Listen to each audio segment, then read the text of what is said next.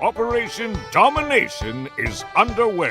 The ultimate game plan to dominate your NFL experience. With your hosts, Dan You gotta be confident about your Achilles when you show up. Thornton, Yeah, I mean, I got him at 2. Chris Hearing Dowhouse, about his appointments in fantasy in the sense. and Adam LaRue. Don't hope to win. Be great and dominate. All right. And then there was the Elite Eight, the Divisional Round of the playoffs here on Operation Domination. Thanks for tuning in on the Fantasy Football Advice Network channel, live on YouTube every single Wednesday at 9:30. Make sure you hit the like, subscribe button, and bell notification to get notified whenever we new content for you. We can also get you down on any podcast that you listen to when you go down to Operation Domination Football. So it's Wednesday night, and I'm your host here, Dan Mader, joined with the full crew. We got Chase Thornton in the building, Chris D in the bottom right, and of course Adam LaRue at the bottom left here. And we've been getting through it. We're preparing you guys for Dynasty. We're continuing to do that. We've been getting you guys your cocktail drinks with the DFS Cocktail Hour. Continue to do that. And of course, we'll have Chaz Filardi on the second half of the show to talk a little bit about our bets. Gotta say, my player props, 10 out of 15 from last week. Not too bad. Not too bad at all. But to kick this thing off, right? we got to get right into... Oh, okay. There we go. We got to get right into our Dynasty temperature check to keep getting you guys ready for the offseason before we get you ready to cash tickets this week. So let's do that now. Hot and so hot in here. All right, Adam, we're back and we're continuing to look at our running back position. Last week we had a little cutoff week and a chance to go into some of the rookies that maybe we're starting to scout. Now there's still going to be a lot more decisions of who's coming out, who's staying, and also some of the different things that are going to happen. When the draft gets closer, we'll start seeing get more combine numbers, things along those lines. But Adam, looking at some of the tape, and just has the season wrapped up, is there some guys that you want to talk about in this rookie class that is kind of exciting? I think overall, this rookie class is one of the stronger running back classes we're going to see in the last couple of years. There's a lot of talent. Of course, we all know about Alshon Jeffrey. Is he a guy that I think is clearly one of the top RBs? But is there any guys that you're looking at, maybe those second-tier options or guys that you think can maybe even threaten him as being one of those top, bell cow backs in this draft? Yeah, for me, nobody threatens Genty, but I'll tell you, my 2 and 3, who I have in a tier kind of to themselves, are Caleb Johnson and Amarian Hampton. I think both of those guys are guys who can be 3-down players at the NFL level. At least they've shown some pass blocking chops. I potentially would have hoped to see a little bit more receiving, especially for Caleb Johnson. But I think that's part of the system, one of those things that you can't really negate that he didn't get an opportunity to do. I think when he got that opportunity, looked fine. So those two guys I'm really excited about. Caleb Johnson there is my 2, Hampton the 3, but both of them running backs I'm excited for the NFL level. Well, Adam, I think you're peeking at my notes because I also have those guys as my top 3 running backs as well. I absolutely love what Caleb Johnson brings to the table. I know there's a lot of questions about what he can, doing pass catching because he doesn't necessarily catch the ball out of Iowa. But you see the things that you like. He's also a good pass protector. Is a willing pass protector as well. So that's one of the good things to keep him on the field. Hampton's another guy who I love the talent. Reminds me a lot of the build and speed of Breece Hall. The only questions I kind of have about him is what his fits are in the zone scheme systems. He struggled running in zone. When he gets to go north and south, he definitely likes that. But he might be a guy that might be kind of threatened by depending on what kind of offense he winds up playing for. So it could be definitely interesting. Looking at one of the guys I noticed you didn't notice your top 3. This is the guy who seems to be everybody's flavor of the month, and that's Cam Skattebo. Where are you with Skattebo, and do you see him as a guy that could be one of these top RB options going into the season? I do. He's someone that I've really flip-flopped on a couple times. You love how hard he runs. You love his ability as a receiver. You love that he is someone who is a very willing pass protector, someone who can be involved kind of no matter what you're doing. He's someone that the combine to me is going to be incredibly important for, because I do have some questions about his athleticism, and that's kind of the going back and forth. He's someone who the lateral movement isn't something that I'm necessarily thrilled with, but he's a hard runner. I like the vision. I like him on third down in general as both a receiver and a pass blocker. So with those things, he leads off this next tier, but at least for me personally, this tier is like 5-6 deep. So he's the leader, but this is one that combines could really shake up my RB, say 4 through 8, because it's really neck and neck all through that group for me. Yeah, Cam Scadaboo is a guy that I definitely did not have high on my radar, and most people didn't have necessarily coming into the season. But a guy that definitely has intrigued as the season progressed and then ended the season with that high note. He's a guy that creeped up my board, Adam. Is a guy that I wanted to kind of hate on because I feel like he's getting a lot of flavor. He's the flavor of the month. Everybody gets excited about a new guy and running back, and he's going to be the next Christian McCaffrey and all this other stuff. One of the things that I keep hearing about is the lateral quickness, and I do think that could be a concern. But one of the things I will say that I was very impressed by, and just going back to his San Jose State days, he's the kind of running back who is able to catch the ball consistently for 10 to 13 yards per catch, whether it's a high volume or low volume. And there's very few running backs who come out that I was trying to compare it, find his stats that were similar. As a guy, looking at mindset, he reminds me a lot of Jeremy Hill, but Jeremy Hill didn't necessarily kind of dominate in the pass catching at LSU. The comparable guys who had 12 to 14 yards per catch as receptions for running backs are guys like Edgerrin James, Willis McGahee back in Miami days. So he's a guy who's a big back, but also a guy who can be a threat. And as one of the guys I will say, Adam, I am definitely having higher and higher on my board as a kind of a sleeper. Talking about sleepers, do you have any other guys that maybe you have that maybe your sleepers is about higher tier, or even sleepers maybe in the later rounds that you're looking for the right fit? There's a bunch of guys who I think are going to be really effective in committees. One of those guys, and I like that you said Jeremy Hill, because this is a comparison for this player, and that's Damian Martinez out of Miami. I think he should never play on a third down in the NFL at any point ever. However, as a 1-2 down back, his best reps are some of the best in the country in this class to me. I think he is one of the better pure runners in this class. Again, receiving pretty much anything other than to dump off, he's worthless. He's someone who has the frame and strength and ability to pass block, but to be honest with you, the consistent effort wasn't there like it is for someone like Cam Scadaboo, or even some of these smaller backs like a Devin Neal, who can get knocked off his feet, but he's trying. It is someone who I also like. But Martinez, again, I think if he ends up in the right situation, he could be really valuable for fantasy. Yeah, I think just throw a couple of other guys out there. Guy who I used to be high on, Rocket Sanders, Tato Martinez. There's a couple different guys who are definitely going to fill that early down back role, who can be those smash mouth guys who could have, people love to hate on them because everybody's a full point PPR league and everybody everywhere. But the guys who can get you touchdowns and manufacture things, especially in the cold, I help run out a lot with the running backs. Is there any other guys who jump out to you, Adam, that maybe you like, maybe later on, or some other fits? Someone who I'm surprised, and I bet once we get to combine time, this name's going to jump up boards. That's Dylan Sampson, who I've seen consensus closer to the fringe of the double digits. Maybe sneaks in at 8-9, but closer to 10 on a lot of people's boards. To me, I have him just edging out Travion Henderson as the premier speed back, is like a total, that being the part of their game that they're really focusing on. I prefer him. I think he's probably a little bit faster in long speed, maybe not quite as elusive, but I really like what he brings to the game, and I think he's a little bit more physical, despite being actually a little bit smaller in terms of weight, but I think he ran with physicality a little bit more.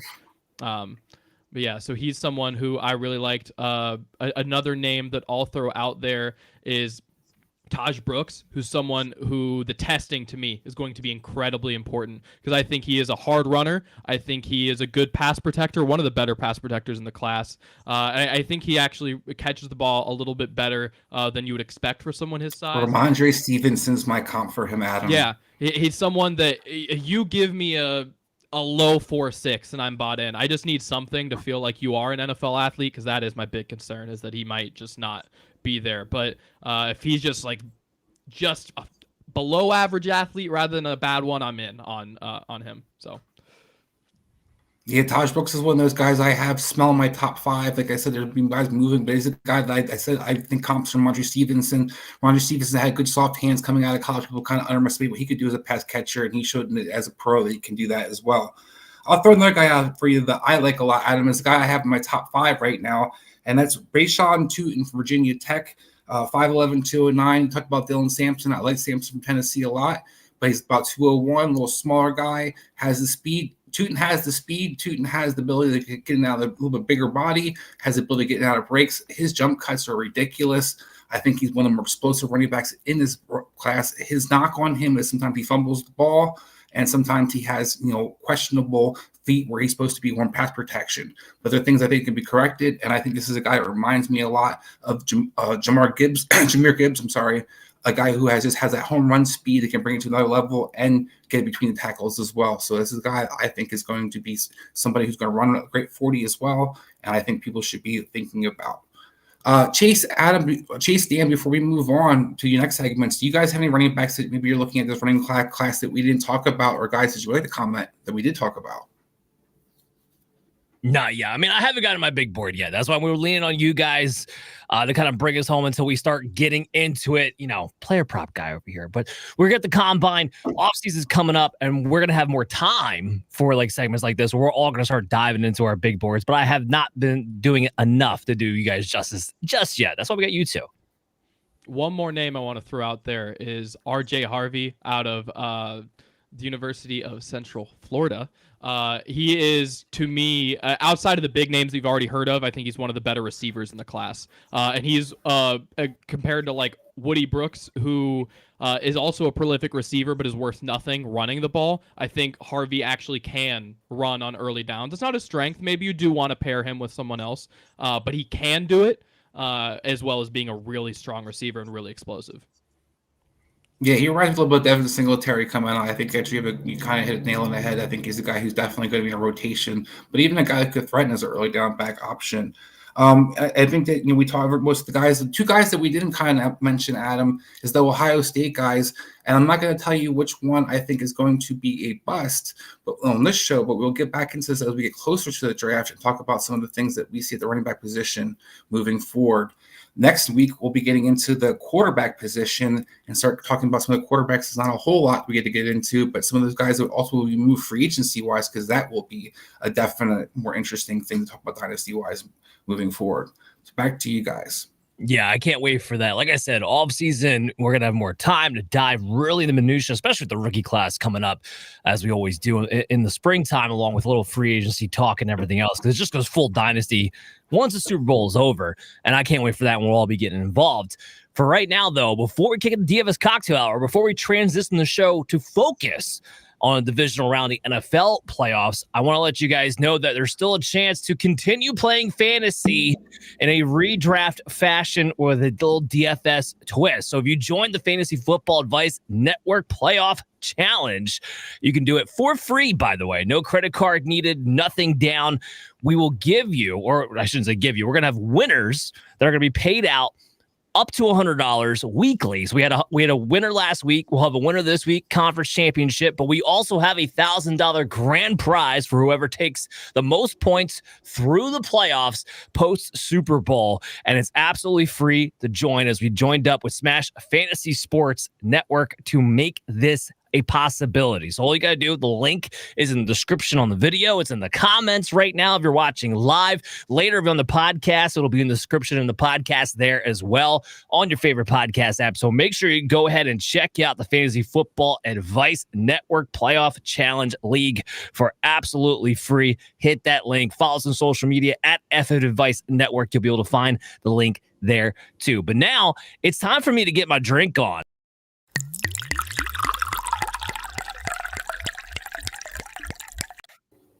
Heck yeah, gentlemen. All right. Hey, we're going to go with a classic spirit-forward cocktail this week. We're going to make the old stinger this week. Just two simple ingredients. It's going to be cognac and creme de menthe. But before we get into that, we're actually going to look at who we're playing in our DFS lineups this weekend. We're going to jump right in at quarterback and going to start with a weirdly cheap play, in my opinion, in Jared Goff at 6,300. He's the consensus QB5 this week.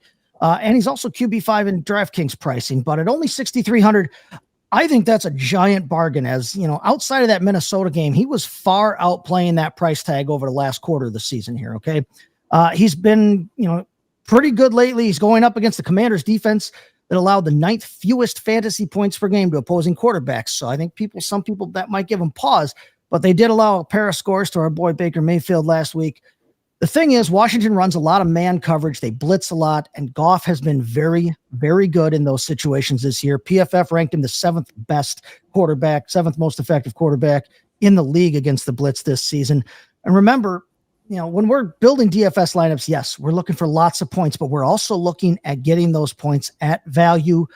I think Goff has a real shot at outscoring the 2 quarterbacks who are priced right ahead of him in Jaden Daniels and Jalen Hurts, and I think he does that at a much better price. And I like pairing him with his top target at wide receiver, the Sun God, Amon-Ra St. Brown. He's this week's consensus wide receiver 1, but he's only the 3rd most expensive wideout on the DraftKings slate at 7,200. And again, I like St. Brown against that Washington defensive scheme. He scored in 3 of his last 4 games, and if this one goes to be a shootout, I want the biggest guns. St. Brown's the wide receiver 3 on the season. He's the best wide receiver still playing. I'm biting kneecaps with the Lions this week, going all in. So we're going Goff and St. Brown there. Okay. And then, at tight end last week, I was a little worried about that tight end position last week, but I feel pretty confident about this week's play. We're going to take Dallas Goedert against the Rams at 3,900 here. The Rams gave up the most fantasy points to tight ends this season, and they just allowed TJ Hawkinson to go a perfect 5 for 5, 64 yards and a touchdown against them. If you've been watching Goddard, if you've been paying attention to him, he's looked pretty good in the 2 games he's come back since he missed that month with a knee issue, including last week. For those of you paying attention, he ripped Carrington Valentine's soul out through his face on the way to a touchdown there in the wild card round. The Rams defense played pretty well last week, but even if their pass rush is working, I think that means Hurts can find Goddard for some gashes. So we're going to go with Dallas Goedert at the tight end position. And then at running back, before we get to the rest of the team's lineup suggestions, we're going to talk about one James Cook here. He's running back 5 for the ECR on the week, and that's right in line with his $6,700 price tag here. Now, this is going to be a cold game up in Buffalo. If you've been watching the weather reports here, temps are going to be in the single digits. They might have wind chills possibly below 0, which means I like the running games in that case. Cook's been pretty solid this season, okay? He scored at least 1 touchdown in all but 4 games this season, including last weekend's wild card destruction of a Denver defense that had ranked 3rd against the run this season. They had not given up a ton there. His 120 yards last week, season high, career playoff high. He's in full form for the postseason, and I think Buffalo's going to need him against that tough Ravens defense there. Josh Allen should command a ton of Baltimore's attention there. So if Cook is an afterthought, not that Baltimore tends to forget people, but I like Cook's chances there in the cold weather as well. So I'm going to mix this stinger up now here. And like I said, it's a cognac creme de menthe concoction here. So in honor of my friend Tip Major, we're going to use 2 ounces of Hennessy. It's not normally something I'd mix, but a stinger needs a good cognac, even if some people will tell you to use a bad brandy for cocktails. So we're going to go 2 ounces of that there. And then we are going to go with 1 ounce of white creme de menthe, not the green version. That's mostly an aesthetic thing. If you want to go with the green, fine, but it's going to make your cocktail look a little weird. But we're going to go with 1 ounce of that here. And then I am going to stir that up. In the meantime, Dan, why don't you give us one more DFS suggestion to help fill out our lineups here? We'll go around the horn, and then I'll finish up telling you who I want to play this week. Well, I just want to give you a quick shout out on Terry McLaurin, because that's just one of my plays that I have everywhere because he's one of the best value plays. But a nice little he wasn't playing Terry McLaurin, yeah. He had him in let's say Brown. I will be playing Terry McLaurin. Gotcha. I got ahead of him. That's my bad reading the outline before we actually got to it. That's my bad. But at any rate, props to you. Anyhow, Hollywood Brown is actually $4,200. I think he's a sneaky little play. You're trying to figure out right now amongst the Chiefs receivers who's got the best shot. Now, Xavier Worthy's going to be up there, but we know he's been hit or miss throughout the season. DeAndre Hopkins taking a little bit of a back seat, and Hollywood Brown's now had enough time to knock off the rust, get back going, and we did see him get involved pretty quickly after being back and active. So he's $4,200 on DraftKings. That, to me, is a sleeper pick I have circled for this week. Sounds good. Hey, Adam, who you got for us this week? Yeah, this week, first of all, I like that game, but the temptation to go DeAndre Hopkins in the revenge game against Houston would be tough for me. So I've avoided that game entirely. I'm gonna say Khalil Shakir for the Buffalo Bills. What I think is interesting about this matchup is that you've seen a shakeup in the Ravens secondary. They're really good safety out of Notre Dame is playing a little bit further back rather than close to the line of scrimmage, and I think that's going to open things up for Khalil Shakir a little bit more. And I think this is in general a matchup where, like, look, the Bills kind of struggled the first go around, and while I personally like the Ravens in this game overall, I think the Bills are going to make it much closer. I think they're going to move the ball a lot better, and I think Khalil Shakir is going to be a big part of how they do that. All right. Yeah. A couple of affordable options there too. Hey, at 4,200 for Hollywood Brown and 5,000 for Khalil Shakir. And if you play some of the big guns that I've been talking about here, we're going to need some of those kinds of plays to be able to fill out lineups. So a couple of good suggestions there. Chris, you got anybody you want us to shoehorn into a lineup here this week? I think you guys covered some of them, but the ones that I would suggest is don't be too proud to play two tight ends and have one at flex. Isaiah Likely is a guy that I think has a really great value at about $3,500. A guy who could be the second receiver for this offense in Baltimore. Zay Flowers still out. You saw Isaiah Likely kind of be utilized in big games throughout the year. You also saw him last week get back more involved. Another one is Sam Laporta. Sam Laporta's had 7 straight weeks where he's had double digits, including 20 and 18. So this guy's been a scoring PPR machine, tight end, one of the more dominant tight ends you could have in your lineup. So 2 tight end guys you can kind of consider as cheaper options as that flex position to throw in there. Yeah, and if you're in the right format, if you're in a GPP format or whatever too, that might be a way to be able to play some of the more expensive guys that dudes might be scared away from in that kind of a format, but also then fill out a lineup and get yourself some differentiation in that lineup by throwing a guy like Isaiah Likely in your lineup. I like Isaiah Likely too this week at 3,500 there. My suggestion, as Dan kind of gave away there before we finish pouring this drink here, is Terry McLaurin there for that, for that Washington Commanders offense. I like him as a good playback against the Lions that I'm also playing in that same game.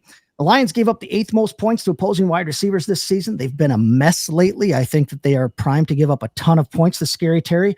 He's got a touchdown in 6 of his last 7 games, including last week against the Bucs. He is by far their number 1 target. The Lions have been tough against opposing tight ends, so I don't like Zach Ertz necessarily in this game. I think it's all about Scary Terry in this game.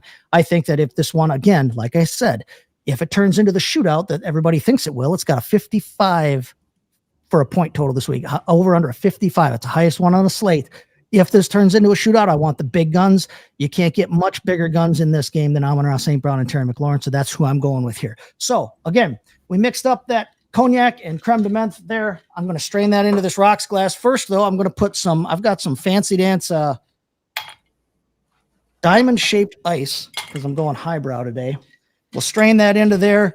I'm not going to garnish this with anything. If you do want to garnish it with anything, you can garnish it with, say, like a mint leaf or mint sprig. That might look nice with it. Otherwise, I'm just going straight up there. But that is your classic Prohibition-era stinger, cognac, creme de menthe. Enjoy it, and good luck this week on DFS. Yeah, I mean, that looks absolutely delicious. I wanted to throw this, before we cut off from the segment, I wanted to throw this out there because Chris mentioned something like, don't be afraid to play 2 tight ends if it actually makes sense with the price point this week. I'm looking at the values we gave, like Hollywood Brown, Adam gave Khalil Shakir, things of that nature, going Isaiah Likely at the tight end position. There's a distinct advantage, and I know, Chase, you didn't do this, and I like your lineup here, but I think there's a distinct advantage that you can do this week, which is put both Saquon Barkley and Derrick Henry. Kind of to Chris's double tight end thing, don't be afraid to play the best players you possibly can in this lineup, as in the best players, in my opinion, that are left in these playoffs are the 2 running backs. There's Saquon and Derrick Henry. You're getting consistent production out of them every single week. They're actually paying off even at the high price point, which helps you out in the GPP because most people are not looking at this as like saying, hey, I can actually field a good lineup if I have both Barkley and Henry in my lineup. We mentioned Terry McLaurin. Chase, the one obvious thing I did different from you was that instead of saying Brown, I went with Jameson Williams. And then doing that extra cash flush brings in, I'm able to put in those running backs there. If it does not say Brown, maybe Jameson Williams has the big game, and then there we go, and we're off and running. So I kind of want to mention that there because there's a few lineups where I have Saquon and Derrick Henry in them that I'm pretty fond of going into DFS this particular week. So I kind of wanted to throw that out there a little bit. But now it is time for the man, the myth, the legend to join the show. And we got to get into our bets. And we did pretty well last weekend. So everybody stay tuned for this one.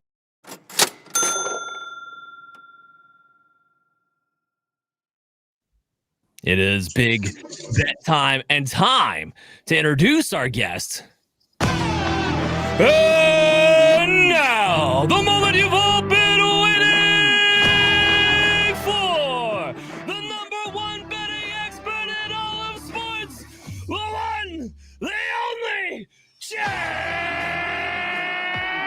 Filardi!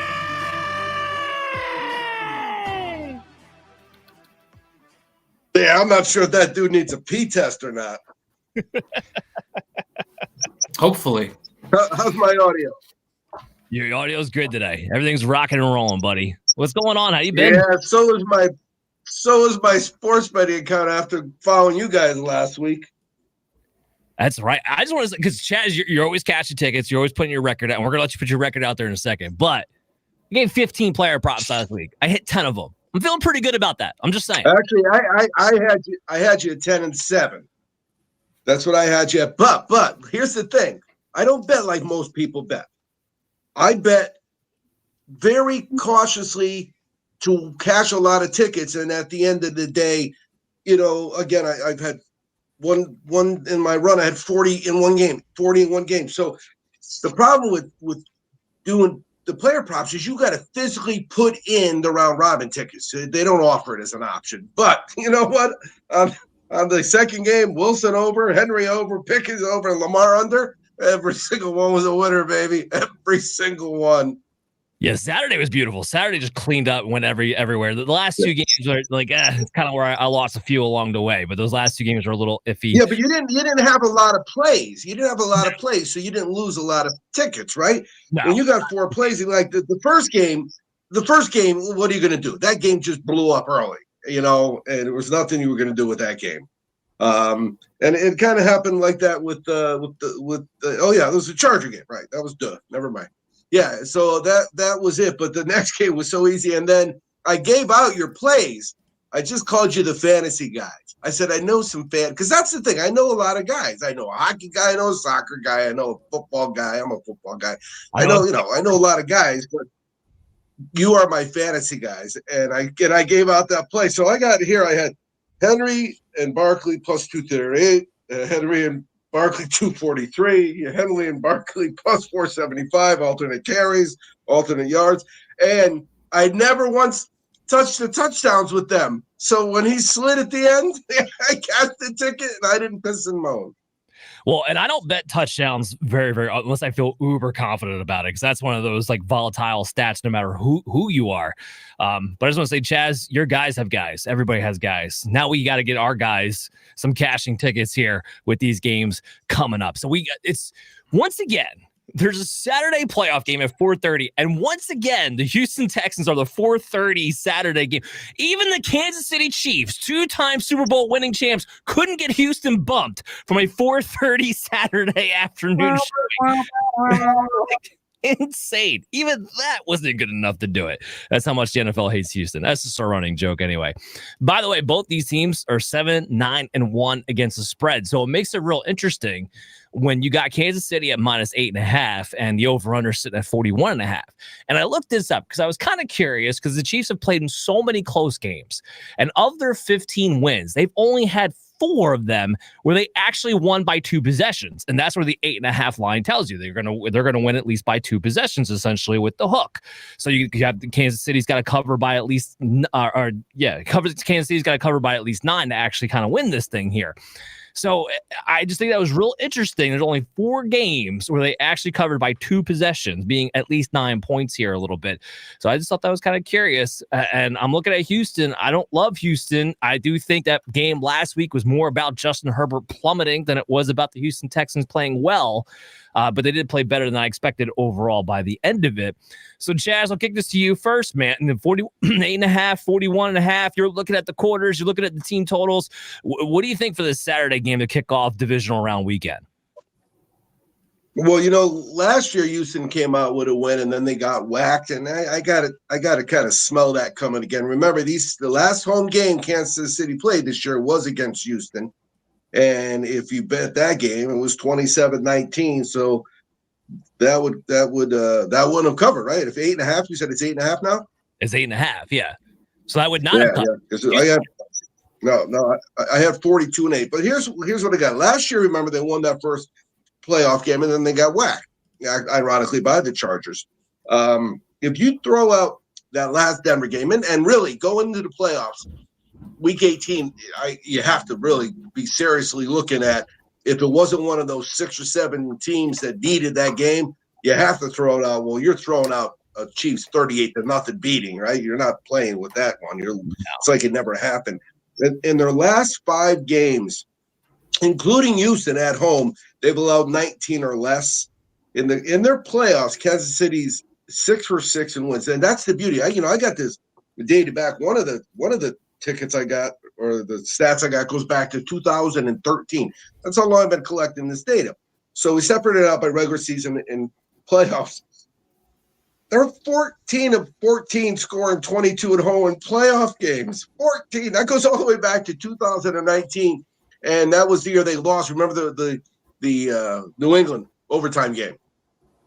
It's funny because that was the game where I'm in Vegas. Remember, next week I may talk to you guys, but on my list I'll be packing in my brain because I leave the next day for our annual Better Way weekend. Woo-hoo. And it's really it's the thing that gets me through life the entire year.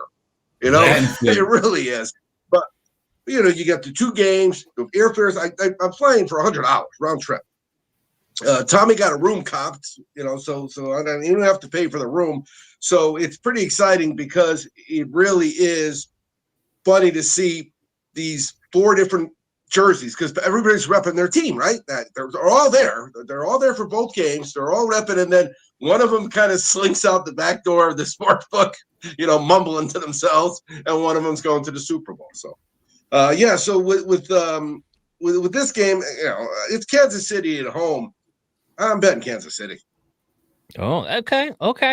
I don't know how I feel about as far as the line goes. I mean, you guys help me out here. Let's go to Adam here first. Adam, when you look at this game and you see Kansas City's at 8.5, and maybe you want to look at this from the over/under the 41.5. It's cold. It's going to be very, very cold in Kansas City, which usually tends to mean there's not going to be a ton of offense. And I know Houston, besides last week, hasn't been overly impressive. I don't know. I feel like that's a big line. But what do you think? I would still be willing to go under, first of all. Just the way these 2 teams are built. But, yeah, I think the line's a little big, but I feel pretty confident about the Chiefs winning this football game. To be honest with you, I'm surprised the Texans got out of the first round at all. So I don't think they go any further. But line a little big, yeah, but mostly because I would be shocked if they break 40 in this game. Yeah, I tend to agree with you there. I think the under is a definite bet in this one, especially how cold it's going to be. I do have some player props for you guys. I have one I'm real confident about, and one I felt like I had to mention, but I'm probably going to put half a unit on it. So the first one that I do like this week is Joe Mixon on the over at 55.5 rushing yards. So, of course, he saw a resurgence. Finally, we got to see Joe Mixon involved in the first round there at 25 carries, went over 100 yards. And his involvement really is essential for this Houston Texans offense to be able to do anything, right? It's him and Nico Collins. They don't have any real playmakers outside of that. And you're going up against a tough Kansas City Chiefs defense. So that's really going to be the key. The last time Mixon played the Chiefs in week 16, so it wasn't that long ago, he had 57 yards. So he went over that then. And he was in the middle of a cold streak at that point. And the Chiefs have been, I know they haven't had everybody. Chris Jones has missed a couple of games, but they have allowed a rusher to go over that mark 3 of their last 4 games as well. We throw out the Week 18 Broncos game, like Chaz mentioned. We throw that away because they didn't play anybody in that game, so I'm not going to really use that for the data. But they still have allowed a rusher to go over that mark 3 of the last 4 games. So I look at this, I think this is a good opportunity for Joe Mixon to go over 55.5 rushing yards. The one I felt like I needed to mention because the data is screaming it to me, but I have a hesitation. So honorable mention here for Isaiah Pacheco to go under 44.5 rushing yards. Okay, so he's been under this mark every single week since he's been injured, first of all. The last 2 games, especially, Pacheco has been playing behind Kareem Hunt. And again, throwing away the Broncos game. So week 17, 16, those 2 games, playing well behind Kareem Hunt after he had already made his return. After in week 15, ahead of Kareem Hunt. And then all of a sudden it went back kind of the other way. In fact, those last 2 games, Pacheco played 33.5% of the snaps and Hunt played 47% of the snaps, which was interesting. Now, the caveat, why I say this is an honorable mention, why I'm only going to put a half a unit on this, is because I wouldn't be surprised if we find out that the Chiefs use this opportunity to just save Pacheco, make sure he's 100% healthy for the playoffs, and they unleash him in this game. Because we know Kareem Hunt doesn't have much left in the tank. So I could see that wind up happening, and all of a sudden I'm like, oh, look, Pacheco's back out of nowhere after we haven't seen him be him since, week 4 of the regular season. So because of that, I do say a half a unit, but the data is screaming at me to go under on 44.5 yards on Pacheco with everything we have leading into this game. So, Chris, what do you think about Joe Mixon? What do you think about Isaiah Pacheco? Yeah, I don't hate the Pacheco theory. I mean, I agree with you. I think it's likely that he's not going to continue to be that heavily involved. I think there'll be a rotation, but I do think there is a chance that Kansas City was kind of saving him for the playoffs to make sure that he was healthy. Unfortunately, it's hard for I like the light Shekel on that day because he's such an explosive player that he can just break one run and get that 40 yards on one run. Having said that, I do think this is going to be a lower scoring game. In general, I think the Mixon one is a good play because I think that's where Houston's going to be able to be in the game. And we saw as long as they're close, they continue to run it back, use the running game as much as possible. So I like the Mixon one, but definitely more than the Pacheco. And I think overall this game is going to be a lower scoring game. I think you made a great point, Dan. I think people are getting really excited about the Chiefs. I think the firepower could be more intense, but I also think people are sleeping on the Texans defense. It's no joke. And that pass rush is for real. And Kansas City struggled with the pass rush this entire season, so don't be surprised if this game's a little bit hairier for people than they think it's going to be. Yeah, and you're going to see, too, like when I talk about the play, I do have at least 2 player props for each of these games, but I thought I was going to have more than 2. A lot of these lines are right there. I mean, it was really tough to find good value lines in these playoff matchups coming out of Vegas this week. With that, though, we do have a night game. I have to interject here. I have to interject because when I started telling people last week I had player props, a couple were shocked. A couple of them laughed out loud. I mean, they really did because they and I said, well, no, remember, I'm not, this is not my plays. I'm playing other people's plays. But I watched the game from that perspective, and you can kind of tell right away if you got a shot or not with some of these plays really early in the game. And that's the one thing, you could see if it's freezing cold, you guys like the under. It is going to be freezing cold because Blackhawk West is a season ticket holder, and we were making fun of them because the warmest it's going to be, your ice is still going to freeze. That's the warmest it's going to be. You're still going to have ice. So when that starts happening, the ball's hard to catch, and they start running the ball. That's what Chris said. All it takes is, you know what? I played football in the cold. You don't like to hit. You don't hit. I like to hit, so it wasn't a problem. But I knew guys that didn't like to hit, and they're just bouncing off people. And that's all it takes with those fast guys, right, Chris? You miss one tackle, he goes 37 yards. Yeah, 100%. So yeah, let's talk about the Saturday night game. And thankfully, the NFL actually mixed and matched instead of doing whatever it was weird thing they did last week with all AFC games and then all NFC games. We have actually an AFC and an NFC matchup. So Saturday night's the Commanders and the Detroit Lions. And narrative-wise, media-wise, there's a lot of hubbub about this kind of game here at Detroit. Jaden Daniels is a god to everybody now all of a sudden because of the 23-20 win over the Tampa Bay Bucks. And they're like, oh, Detroit struggles against rushing quarterbacks. And Look, I'm gonna tell you right now, Detroit's gonna come out and smack that ass. It's gonna be over, I think, by halftime. Washington is only a little bit better than Tampa Bay, but both are mediocre playoff teams at the end of the day. Detroit's going to come in and mollywop them, especially at home. The line's sitting at -9.5. I'm taking that all day, every day. The over-under at 55.5. I'm taking the over on that all day, every day, because I do think points are going to be scored on both sides of the ball. I wouldn't be surprised if Detroit drops 40 in this matchup either. So that's my confidence take as far as the lines go. But Chaz, what's sticking out to you? Yeah, I mean, everywhere you see there's overs, but I pulled the data playoffs for since 2012, and there were 20 games that had point spreads of 10 or more. They were 12-8 against the spread, the team, the favorite one. But 12-8 is not, it's great. It's a winner, but it's not, wild. The over/under was 10-10. So that just shows you what the book knows. They're really good at what they do. But listen to this. Washington in the second half, they've allowed 12 plus and 9-10. On the road in the second half, they've allowed 13 plus and 5-5. On the road in the second half, their overs are 11-0-1. If you're not used to the 0 and the 1 part, that means 12 times you bet. One time the guy said, "Here's your money back," and the other 11 times you got paid. The regular season, they beat Tampa Bay with 82 yards rushing. Now, watching that Tampa Bay game and watching the Rams game, I think it was about the 14th time that the Minnesota quarterback was getting crumpled. Crumpled was the word, too. I think they said that word at one point. It was a perfect word.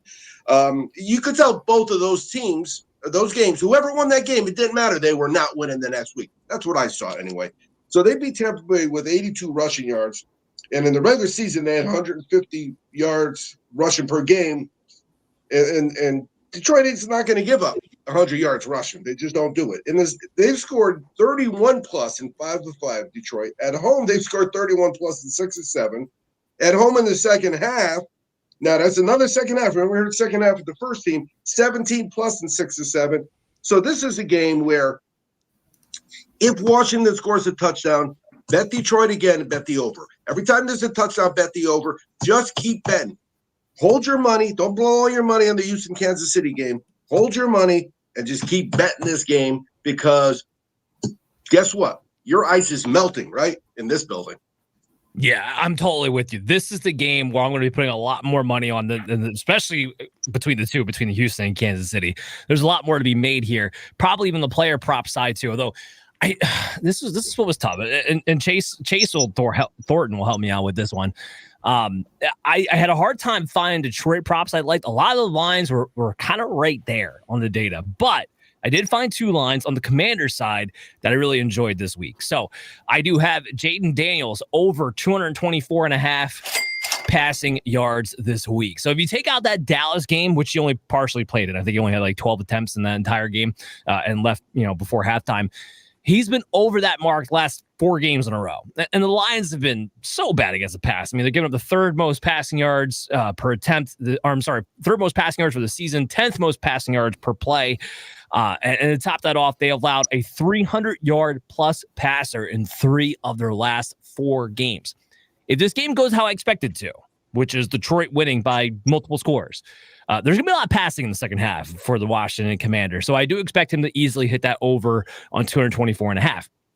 Of course, if he's starting the ball, I want his number 1 receiver. That's Terry McLaurin, whose line is still only 69.5 receiving yards right now as we're recording this on Wednesday. So if you're listening to the show live, if you're going to listen to this on the podcast tomorrow, make sure you go, because I got to think that number is going to rise by the time we actually get to Saturday night. Make sure you go ahead and hit the over on Terry McLaurin at 69.5 receiving yards. He had 89 last week.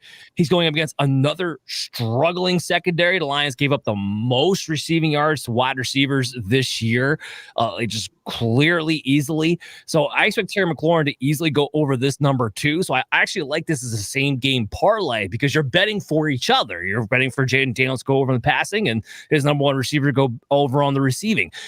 Chase, just tell me what you think about that.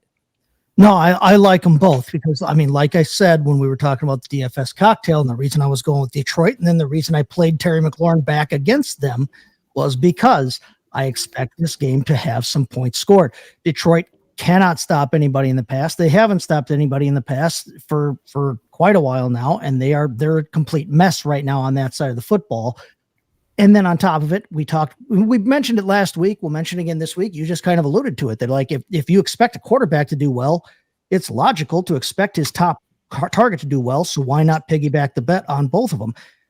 But then again, just looking at some of the clues to this game, it's got an over under of 55. Detroit's a 9.5 point favorite, at least on the lines when I saw them this afternoon.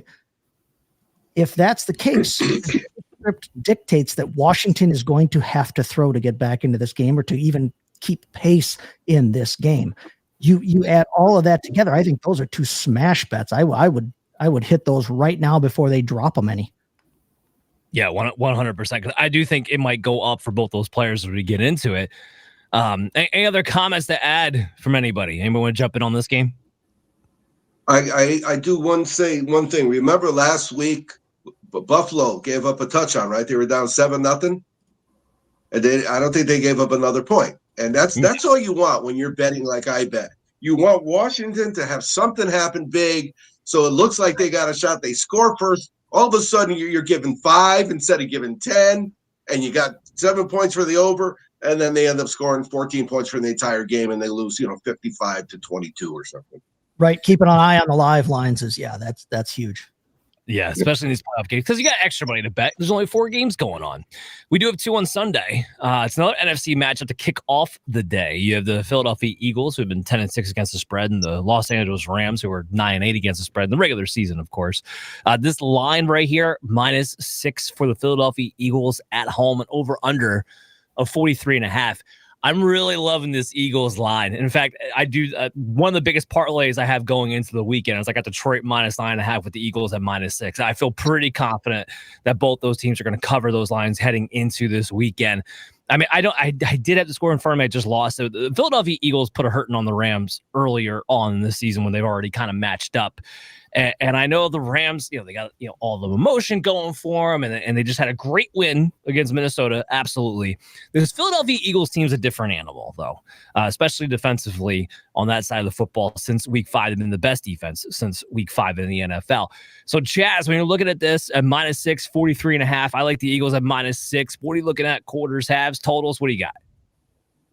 Yeah, I think this game, again, with the other game, Houston, they're probably getting a couple points because they look so good, and the Rams, they look so good, but they were playing those are the bottom feeders of the last playoff teams. So Philly's going to be tough to stop. So what I saw was in the first half, the Rams scored 7 or less in 8 and 9. You can't be a lot of the lingerie bowl. You'd have trouble winning if you only scored 7 points. Road game 5-0 though against the spread. Regular season they allowed 130 yards per game rushing. Last week they only had 90, but again they didn't have to run against Minnesota because the game was over early. Philadelphia in the first half overall they're 10-2 against the spread. At home they've scored 20 plus in 11 of 11, and they've allowed 18 or less in 6 of 7. Now in the regular season they had 179 rushing yards. They were second only to Baltimore, right? Wasn't that how it worked? Last week, they would have got that too, but they had 169 and a slide. And the slide was beautiful, baby, because I cashed it too. I was saying a parlay on Saquon Barkley on that one too. Chris, you were. Yeah, they do. They also, of the last 8 teams, they're the number 1 team in defense against the pass, 174 yards a game. Yeah, they've been lights out since then. Chris, you were right about the Rams last week against the Minnesota Vikings. You thought they had a good shot to win. And I don't think any of us thought the Rams would blow out Minnesota, but they took care of business quite easily. Do you think the Rams can do it again in Philadelphia? I mean, they can do it, but I don't think they're going to do it. I think the difference is that you don't have the Eagles are committed to running the ball. We talked about the 2 leading rushing attacks. Eagles have found their identity. Last week, the Vikings could have been closer in that game, but they refused to run the ball for the most part. So I think this is where you see the differences.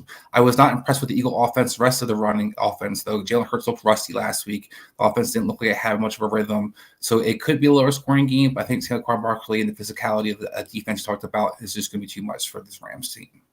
Yeah, I think that was the key, really, in that game. And you said it too. Part of his KOC is, are you going to actually stick to the running game? And then he didn't do it. And then what happens is the pass rush that is good for the Rams with a nice young dynamic duo they got going on there. Well, guess what? They get to tee off if you're dropping back to pass every single time. And they had nothing to dissuade that in any kind of way. This is a different offensive line. This is a different running attack. This is a different offense. I do think it's a bad matchup for the Rams because of that fact. So, Adam, you're going to help me out with the player props, and I got 2 in this game. Like I said, I always got 2 in each of these games at the very least. But we got, and I don't usually like going over when it's such a big number. But 111.5 rushing yards is still not big enough for Saquon Barkley. I still have the over here at 111.5. As big as that line is, he's still been over that 6 of the last 8 games. And the Rams, of course, throughout the season, they allowed the 7th most rushing yards per play. We know they were bad.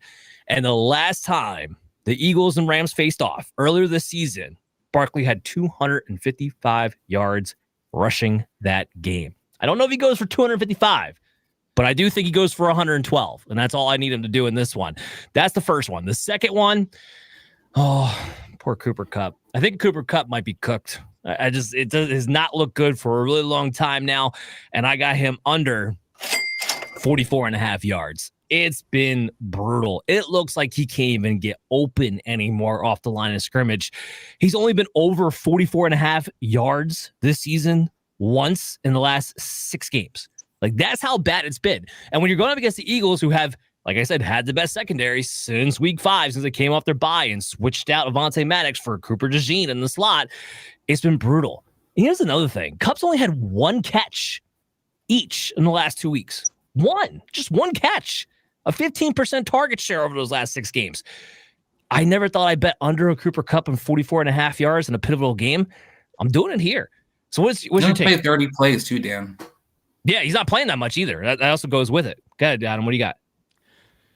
Yeah, that first one, I mean, to your point, like, it was 10 yards per carry in that first game. You called out the 255 yards. It's not like he got, 40 carries. This is looks like a Derrick Henry high school game, like the videos that go around. Like that's so yeah, that one is an easy one. I think that's almost a must play and kind of gives some merit to that idea you talked about earlier, the DFS segment.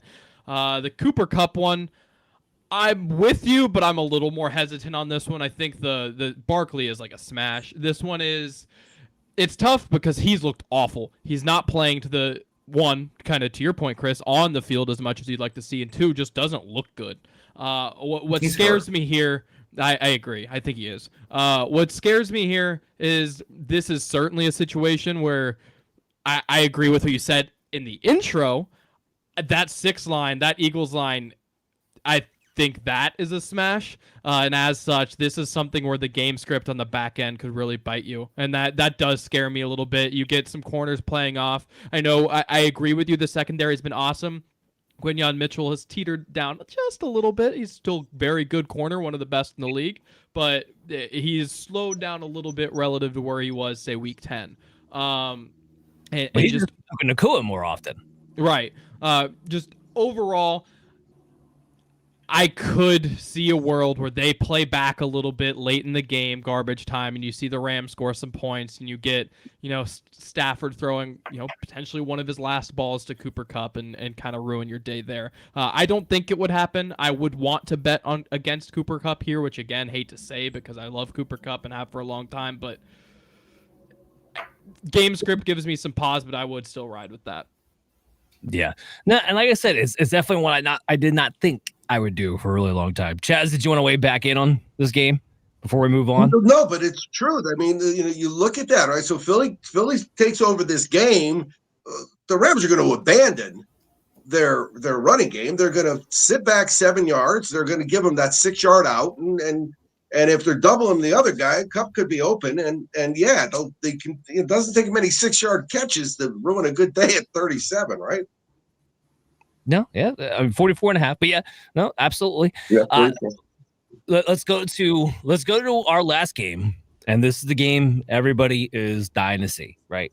Lamar Jackson, Josh Allen, Ravens versus Buffalo in Buffalo. 47% chance of snow and icy cold to boot at the very least going into that game. So before we even bet anything, again, this is one of those games that you're going to have to watch leading in the kickoff before I put any money down, see exactly what that weather's looking like. Because again, it's Buffalo. And with a 47% chance of snow, it's like a 100% chance of snow. And then whether it's 2 or 3 feet because of the lake effect, we'll have to find out, which could change a lot of things in a lot of ways.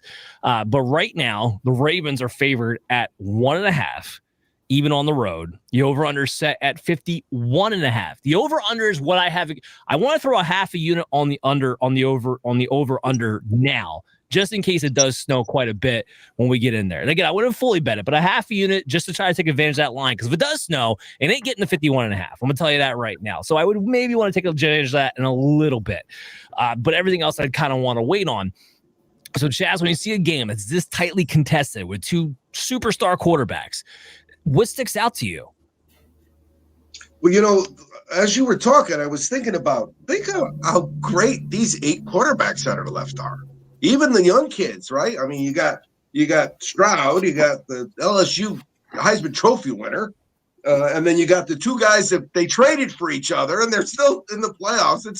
It's really exciting, and this is an OMG game. You see it and you say, "Oh my God!" You know what?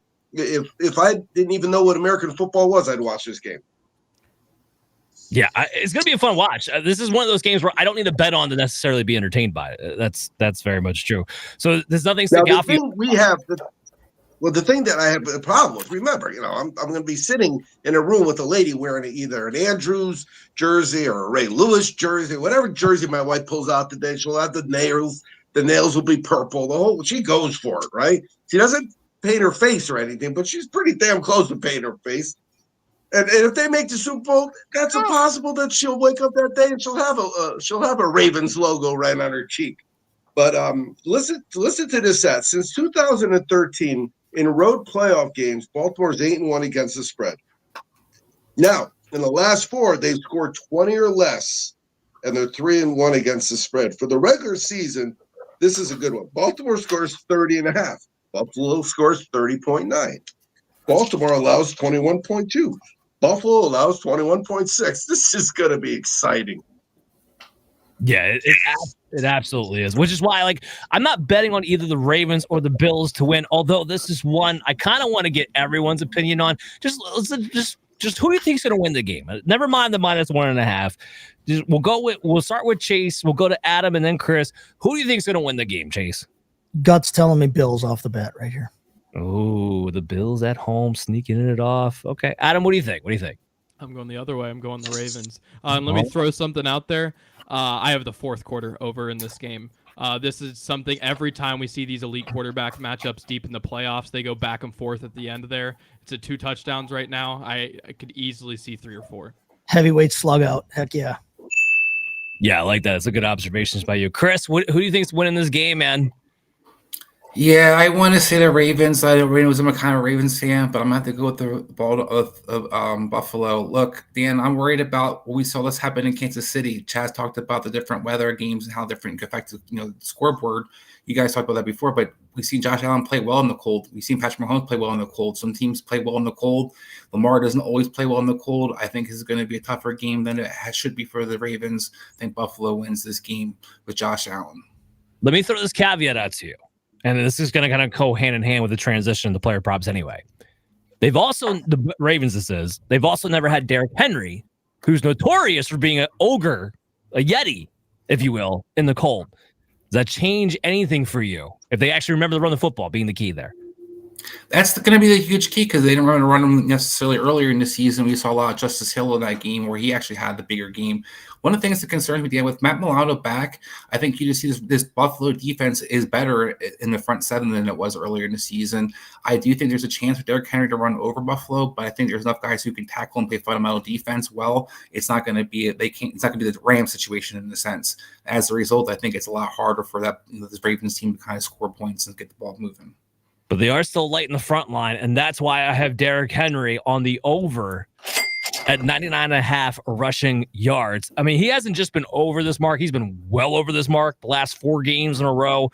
Bills got back to the middle of the pack after being really bad early in the season as far as against the rushing. Got back to the middle of the pack by the time the end of the season came around. And when they played the Bills, it was a little towards the earlier in the part of the season, but Henry went for 199 yards that game. It wasn't Hill who had the better game. It was Derrick Henry who had 199 rushing yards in that Buffalo Bills game there. So he went bonkers in that one. So I do think that 99.5 yards, Ravens, whether this is a snowy game or the Ravens actually play their game, I think either way, I'm looking at Derrick Henry really ripping into that over. So, Chris, we hear 99.5 yards. Put a number on it. Where do you feel? I think it's definitely a reasonable number, and I think it's, Dan talked about he definitely can dominate. I just think it's a playoff football game where it's going to be a little more interesting to see will this team kind of try to key away and take Derrick Henry. And Mike Mullin didn't play that first game either, so I think there's going to be kind of interesting to see this Buffalo defense. Will they have game plan to try to stop away Derrick Henry versus kind of just picking up in week 3 or week 4, whatever it was they played him. But I do think it's definitely a number that I like. And Nicole, I'm always a Derrick Henry fan. Talked about it earlier in the show that one run can be a big difference. I just think this Buffalo defense isn't necessarily the same defense it was earlier. No, that's fair too. But to stick with the Ravens, I have another over. Mark Andrews over 36.5 receiving yards. Now, this is one I want to stress. I'm going to be watching the weather on it. We find out it's going to be a ton of snow. I'm not going to bet this number. And if it's still 36.5, I might even bet the under. But going into this game thinking that it's moderate snow, not a blizzard or anything crazy like that, Mark Andrews 36.5 yards with probably once again no Zay Flowers, and he's been over that mark 3 of the last 4 games. He's got a 22% target share. He's finally getting the targets again, especially with Zay Flowers missing. He kind of becomes the top target now for the Ravens once again, if in fact he's going to be out, and I do think he's actually going to be out for this matchup too. So I do have Mark Andrews over 36.5 yards. I don't know, Chase, you want to cap it off with that one? What do you think about that one? No, I like that. Like you said, with no Zay Flowers, they're going to have to look for. I mean, they're going to have to throw sometime. They're not going to just run the ball exclusively. It's still a 47% chance of snow, so it's basically 50-50 in Buffalo. Yeah, we like to assume then it's going to mean snow. But I had Rashad Bateman as a DFS play this week as well at 4,900 on DraftKings because of the no Zay Flowers thing, and they're going to have to throw to somebody. Mark Andrews, we know, is BFFs with Lamar, and without Zay Flowers there, especially when they get down close, that's who he's going to be looking for. I still like Rashad Bateman as a sneaky play in DFS, but I would take a bet on Mark Andrews' yardage total there. I'd do that all day long. Yeah, the 36.5 is what really attracted me to it in this case, because it only takes 2 catches really for Mark Andrews to get over 36.5, right? Assuming how these things go. But that's all. Unless Chaz, you got anything else to add to this? I mean, that's all we got. Those are the games. No, I mean, the logic is sound because he's definitely, I don't know if they're best friends forever, but on a football field they have synergy. There's no doubt about it. And he catches anything you throw at him. So if the running game starts out, that opens up everything. If the running game doesn't start out, then they're going to start passing. Well, the first thing you do, especially when you lost your deep threat, is you start chipping away to just back those linebackers up, and tight ends do that. We've seen some big tight end play in this first round of the playoffs. Well, real quick. I was going to say, Chris, I was actually about to go to you because I wanted to give you a shout out for your Isaiah Likely take earlier. He's at 32.5 yards for Isaiah Likely. So not a bad over, because I am with you. I think I Likely might have a nice little matchup there. Go ahead. I was just going to ask Chaz, and we'll wait a couple extra minutes. Chaz, you're talking about earlier, like how you kind of bet on, throughout the game and how you kind of keep pounding it over, for example, for Detroit. Can you give our listeners a little bit more explanation of how they can kind of, bet on these games as you talked about throughout the game? Well,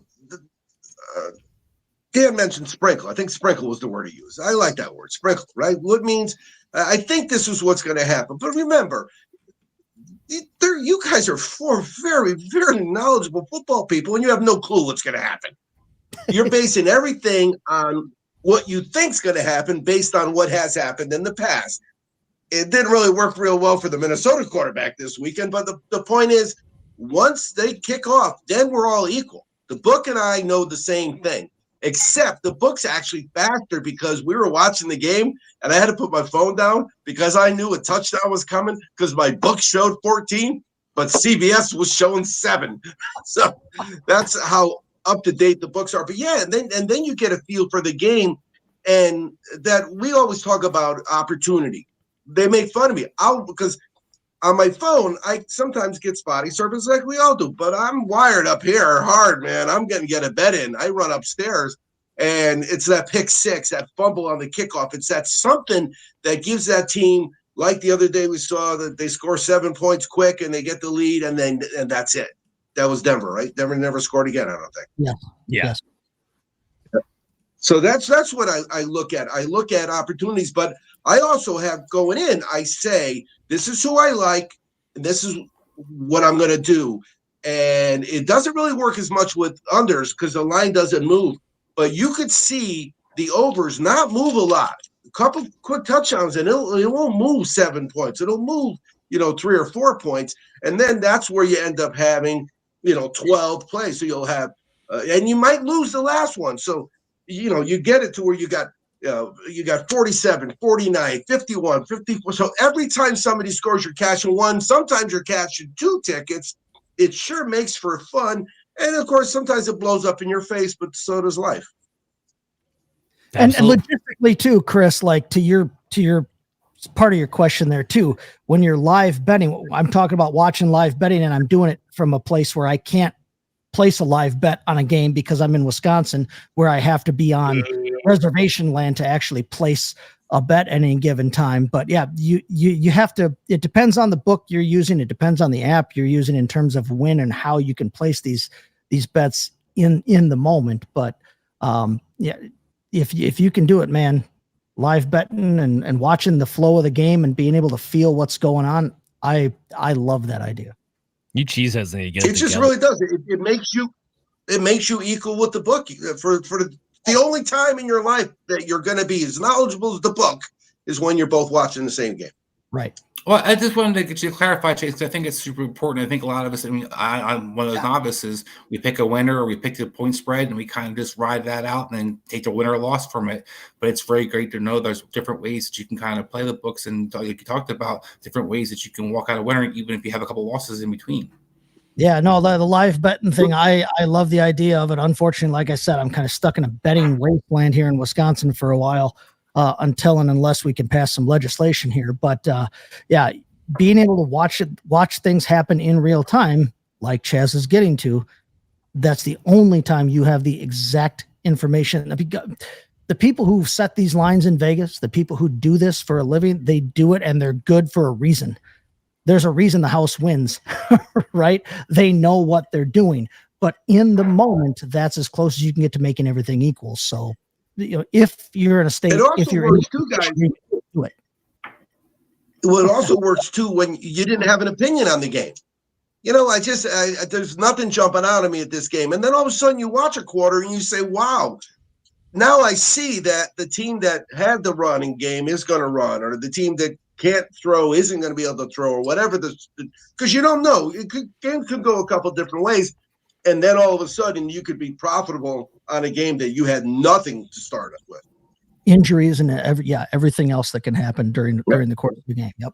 One of the ones I loved all season, just to throw it out there because it's relevant even up to this week, is anytime Derrick Henry starts the game slow. He's just one of those backs where he plays his best in the second half anyways.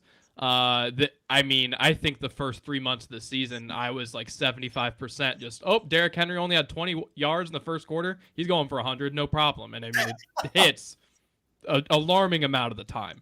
And the books will just drop it down from that 100-yard over to the 80, and you're like, easy.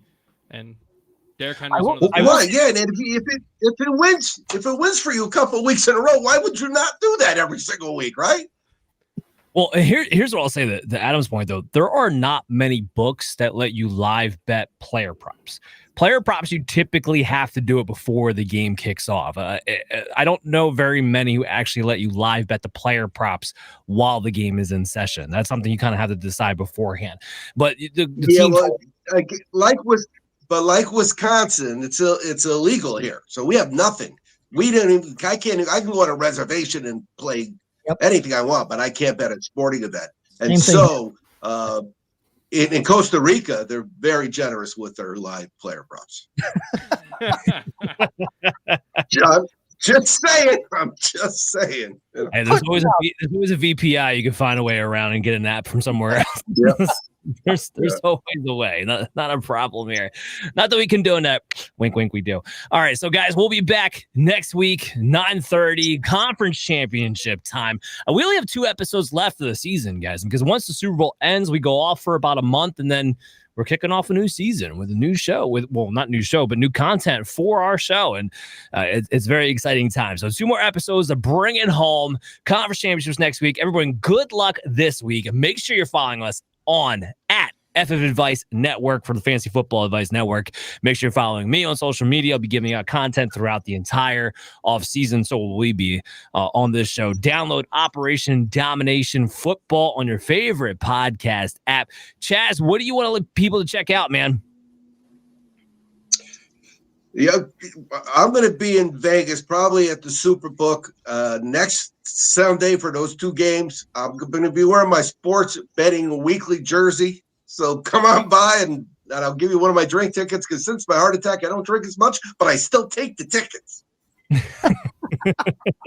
What a generous man right there. Free drink in Vegas. You can't find it. Well, you got to pay. You got to pay your own tip. You got to tip her. I'm not tipping her. I'll give you my tip.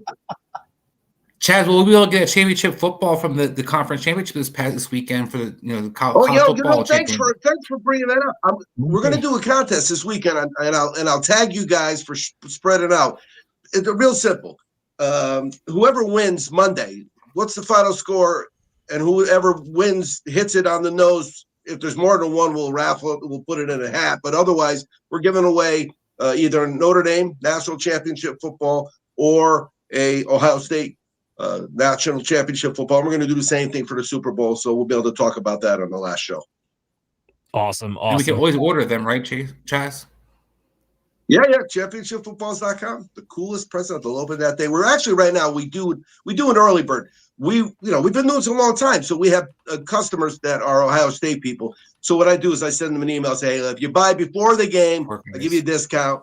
Spread the word, and if they lose, you get your money back. Yep, that's not a bad way to do it there either. And also, make sure you guys are checking out, again, we still have fantasy football going on, the Fantasy Football Advice Network Playoff Challenge League. Absolutely free, no credit card needed. We partnered up with Smash Up Fantasy Sports for this offer.